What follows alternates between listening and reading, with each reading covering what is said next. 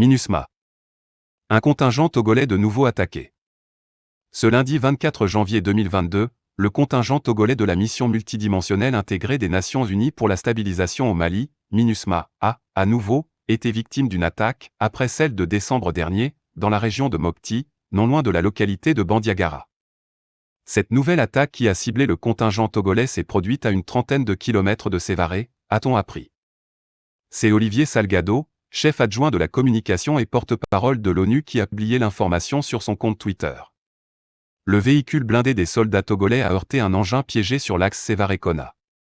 Les éléments togolais ont été pris dans une embuscade. Mais ils ont vite riposté et neutralisé l'un des assaillants.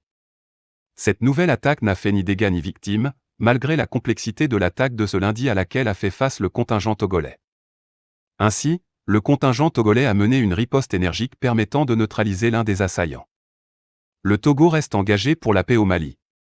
S'affirmant en tant qu'un acteur pivot de la sécurité en Afrique de l'Ouest et en particulier au Mali, le Togo a réaffirmé son engagement à travers des contingents dans les missions de maintien de la paix sous le drapeau des Nations Unies. Au Mali, le Togo est le premier à avoir rejoint la MISMA, ancêtre de la MINUSMA, dès janvier 2013. À l'évidence, un contingent de 1100 soldats togolais participe à la force de maintien de la paix onusienne au Mali.